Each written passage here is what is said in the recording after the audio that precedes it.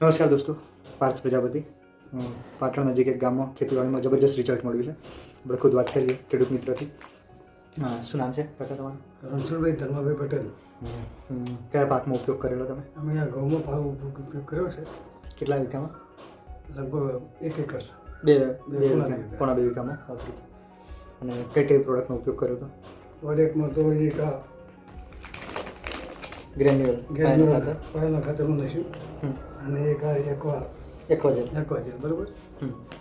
પછી આ એકમાં આ મોવા માટે પ્રીમિક અને ઘઉં મોય આવ્યો ખાલી એનાથી મોયો બરાબર. એના પાછળથી પછી ખાતરના ભીગવા નાખ્યું. એ કેવું રિઝલ્ટ? એગ્રીમિક રિઝલ્ટમાં તો પહેલેથી જ ગ્રોથ સારો હતો.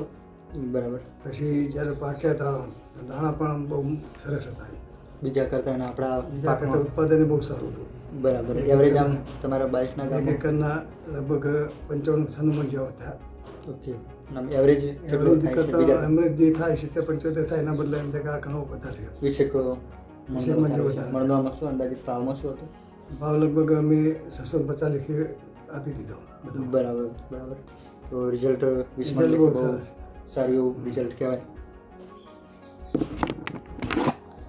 તો અંદાજિત મણનો 600 રૂપિયા લેખે ભાવ કહીએ તો 20 મણનો વધારો છે એટલે 12,000નો લાભ છે. અંદાજિત વધારે થાય, ઓછામાં ઓછો 12,000 ગણીએ તો બી ખર્ચો આમ તમે પાછું આ હિમેક ને બધું ઓર્ગેનિકના હિસાબે થોડો જમીન માટે ફાયદો રહે. અને જો મતલબ અડધું જ વપરાયું છે, હજી આ તો વપરાયું જ નહીં, અડધું વાપર્યું છે, હજી અડધું રહેશે. આ અસલ કમાશે. 12,000ના ખર્ચામાં વેસ્ટેજમાં ખર્ચો 4,000નો જ થયેલો છે એટલે ડબલ કરતાં બી વધારે ઉત્પાદન કહી શકાય. તમે શું કહેવા માગો છો આમ ખેડૂત મિત્રોને? અમે તો એ જ કે આ ઓર્ગેનિક જ વાપરો અને પેલાનો ઉપયોગ બહુ નજીવો કરો, બને ત્યાં સુધી ન કરો.